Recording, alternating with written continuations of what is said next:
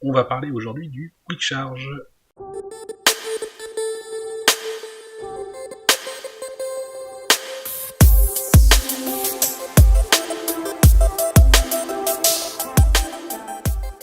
On parle donc aujourd'hui d'un stand certifié QI. C'est un chargeur sans fil qu'on trouve sur Gearbest. Moi je dis Gearbest, il y en a qui disent Gearbest. C'est des petits chargeurs qu'on voit un peu partout, qui valent une dizaine d'euros. Voilà, j'avais envie de voir si ça tenait ses promesses ou pas par rapport effectivement à tout ce qu'on peut lire, et puis comprendre un peu ce que c'était la recharge sans fil. Donc là, on est sur la page de Gearbest. Bon, moi je l'ai payé un peu moins cher que ça, je crois que j'avais dû avoir une promotion quand c'était sorti, je devais être entre les 8 et 9 euros, un truc comme ça. Comme tous les produits Gearbest, on met un peu de temps à les recevoir, j'ai dû mettre 20 jours je crois pour la recevoir, à peu près à la commande. Donc là, on voit bien ce qui est annoncé, chargeur QI, donc bizarrement, ça paraît pas comme étant certifié QI ou quoi que ce soit, mais sans fil, charge rapide 2.0. Ça, on va faire le point après exactement sur ce qu'est la charge 2.0. En haut, la spécification pour iPhone 8 et iPhone X, on va pas se le cacher, moi je suis Samsung S9 et ça marche très bien. On passe au déballage. Comment ça se présente quand on le reçoit ? Donc on reçoit cette boîte. Donc on peut voir sur la boîte effectivement qu'on a différents trucs à tester. Déjà, on nous annonce Quick Charge, donc c'est une des certifications. Wireless Charger, donc ça veut dire que effectivement on charge sans fil, on a juste à poser le téléphone pour que ça marche. Qui fonctionne dans 2 positions différentes, horizontale ou verticale. Donc au dos de la boîte on retrouve les spécifications matérielles. Du produit, c'est du plus basique de chez plus basique, ça doit être sûrement des produits interchangeables, il n'y a pas de marque dessus, il n'y a rien, c'est vraiment tout n'importe quel revendeur peut le reprendre et remettre à peu près le nom qu'il veut dessus. Alors ensuite, effectivement, en input, qu'est-ce qu'on a ? On a deux variations en courant continu, on a du 5 volts 2 ampères et du 9 volts à 1,67 ampères. En gros, on a du 10 watts et du 15 watts, en fonction effectivement du chargeur que vous remettez dessus. Donc moi, j'ai utilisé le chargeur Samsung d'origine de mon Galaxy S9. C'est un chargeur qui a les mêmes caractéristiques que ce que vous pouvez voir sur l'arrière de la boîte, puisque on est aussi en 9 volts à 67, ou 5 volts et 2 ampères, donc on est en 10 watts ou 15 watts. Charging distance, donc a priori, c'est en fonction de la distance à laquelle vous tenez votre téléphone de la base de recharge, ça recharge ou pas, je trouve ça très bizarre sur les appareils de recharge sans fil. C'est-à-dire, alors je pense que c'est pour les coques, mais là, une coque de 1 cm d'épaisseur, ça fait super large en fait. Donc c'est très bizarre. On peut voir aussi le contenu du package, la base de recharge avec tout code. Donc les cols, c'est vraiment les bobines internes qui permettent de faire la recharge sans fil. Micro USB cable, donc voilà, classique, et un manuel utilisateur. Bien sûr, on est fabriqué en Chine, mais ça surprendra personne. À l'intérieur de la boîte, qu'est-ce que l'on a ? On a donc une notice, on a le câble USB, alors qui est tout petit. Donc là, à moins de mettre le stand de recharge juste à côté d'une prise électrique, on pourrait pas aller bien loin. Il doit faire au bas mot 20 cm à peine, c'est vraiment tout petit. Et ensuite, on a effectivement le dock de recharge dedans. C'est tout ce qu'il y a dans la boîte. Il n'y a pas autre chose. Sous l'appareil, on a les mêmes caractéristiques qui sont indiquées au dos de la boîte, donc toujours 10 watts et 15 watts. Ça change pas. Au passage, les 4 petits patins antidérapants n'antidérapent rien du tout.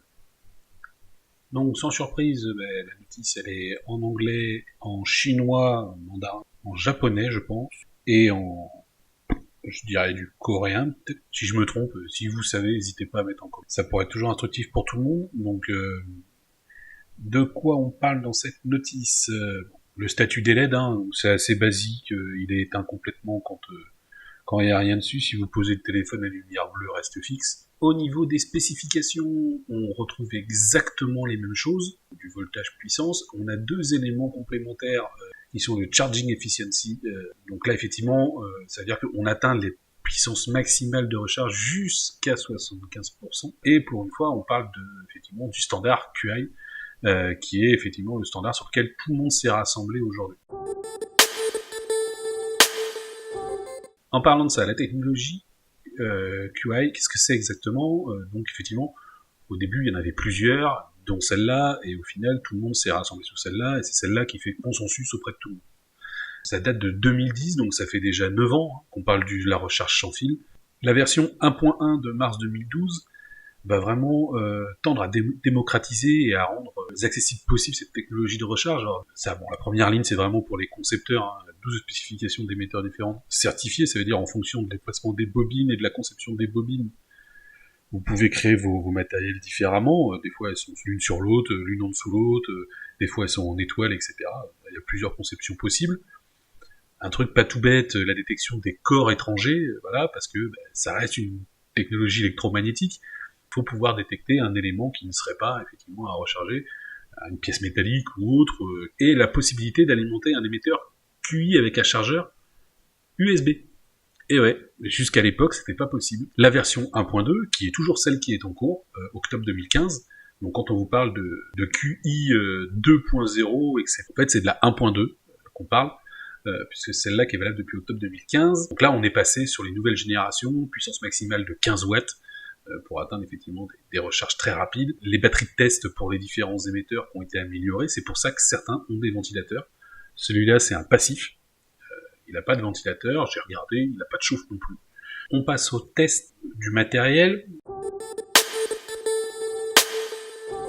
Donc pour ça, j'ai utilisé un petit logiciel de smartphone qui s'appelle AccuBattery, qui me permet effectivement de voir en temps réel la consommation et la puissance de recharge. Donc dans un premier temps, je vais tester la recharge classique avec le matériel fourni par Samsung à l'origine pour mon Galaxy S9 et voir la puissance de recharge qu'on peut avoir et le temps estimé. Donc là, pour l'instant, on est en décharge. Donc, on branche la batterie, le temps que le logiciel se mette à jour. Donc là, on voit qu'on monte 2153 mAh, ce qui est très très bon pour une recharge de batterie, pour un téléphone portable. Donc là, on passe à la recharge sans fil. Là, on voit apparaître effectivement le logo Samsung S9 de la recharge sans fil. Donc là, ça veut dire qu'on l'a bien pris en compte. Là, on remarque tout de suite que on n'est pas sur les mêmes taux. Donc là, on va atteindre 565 mAh. Donc on est 4 fois moins que la recharge classique. On a des pics effectivement à 900 mAh, mais en gros, on n'arrête pas d'alterner entre deux courants de charge différents. Là, pendant ce moment-là, j'ai juste l'écran allumé, je touche à rien d'autre. Donc je sais pas s'il y a une sécurité à l'intérieur du Samsung qui fait que lorsque l'on est en recharge sans fil et que on a l'écran allumé, qu'on utilise la QI Technology au niveau de la recharge pour éviter la chauffe, en fait, j'avoue que les éléments étant proches les uns des autres, il se peut que ce soit ça, qu'il y ait une sécurité interne. Là j'ai enregistré et c'était bons résultats pour une recharge. Il y a des jours où je sais pas pourquoi, en étant à 30% de batterie, j'ai pas dépassé les 200 mAh.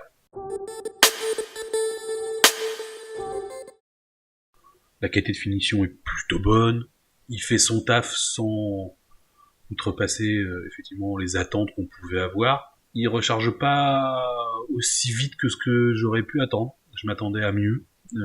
Pour autant, je trouve pas ça déceptif non plus. C'est pratique, ça permet d'avoir le téléphone quasiment à la verticale. Comparé au Samsung, aux recharges Samsung, du coup il est beaucoup moins cher.